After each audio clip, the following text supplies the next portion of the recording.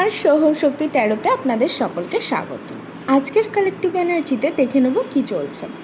এই এনার্জিটা বিগত 2 সপ্তাহ থেকে 3 সপ্তাহ ধরে ছিল, আবার ব্যাক করেছে।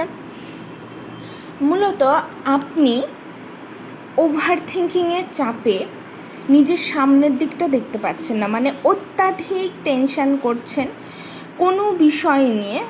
বেশিরভাগ আমার মনে হয় পার্টনারের সাথে রিলেশনশিপটা ঠিক নেই এই কারণে। আর দ্বিতীয়ত কর্মক্ষেত্র নিয়েও আপনি ব্যালেন্স নন, কোনো কিছুই ঠিক চলছে না এই মুহূর্তে দাঁড়িয়ে। আপনি ওভার থিঙ্কিংয়ের কারণে সামনে কি চলছে আপনি দেখতে পাচ্ছেন না। এদিকে কিন্তু আপনি এক গাদা কিন্তু দায়িত্ব নিয়ে রয়েছেন।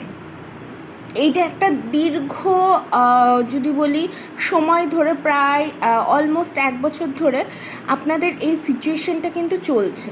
আপনারা ভাবছেন কবে মুক্তি পাবো, এটা আপনারা ভাবছেন, কিন্তু এখনও সেই সময় হয়ে আসছেনি। এই মুহূর্তে আপনার আর শারীরিক হোক মানসিক, শারীরিককেও মানসিক ভারসাম্যর দিক থেকে আপনার মনে হচ্ছে আপনি আর পারবেন না। আমাদের এক একটা সময় আসে না যে এই ঘটনাগুলো হচ্ছে, সৃষ্টিকর্তা আমাকে নিয়ে নাও, আমি আর এই পৃথিবীতে থাকতে চাই না, এটা তো আমাদের মনে হয় না। এখন হচ্ছে সেই মোমেন্টটা আপনাদের চলছে। এটা ভীষণ একটা ডিফিকাল্ট ফেজ। আমরা সবাই যাই, কোনো না কোনো সময় যাই। আমি বলছি যদি এই সময়টা আপনারা একটু ধৈর্য ধরে থাকতে পারেন, একদিন সূর্য উঠবে, যেমন রাত হয় তেমন তবে সূর্য ওঠে, ভোরের সূর্য, সেই রকমই আপনাদের জীবনটাও হবে। শুধু সময়ের অপেক্ষা আর ঈশ্বরের কাছে প্রার্থনা করার অপেক্ষা।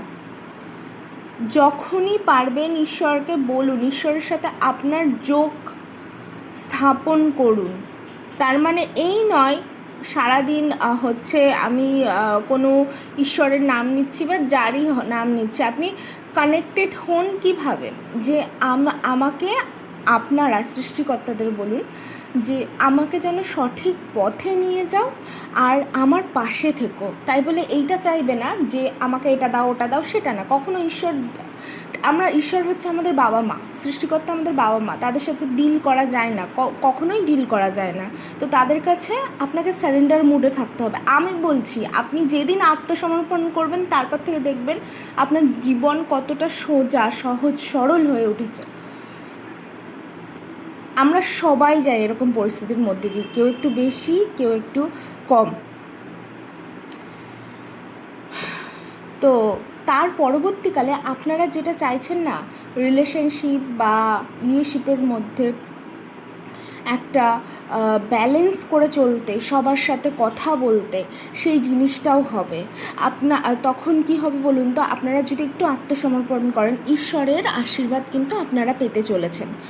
ঈশ্বরের আশীর্বাদ আপনাদের মাথার উপরে থাকবেন। তখন আপনারা ফোকাস থাকবেন, সেলফ লাভে থাকবেন, নিজেদের ডিসিশন নিজেরাই নিতে পারবেন।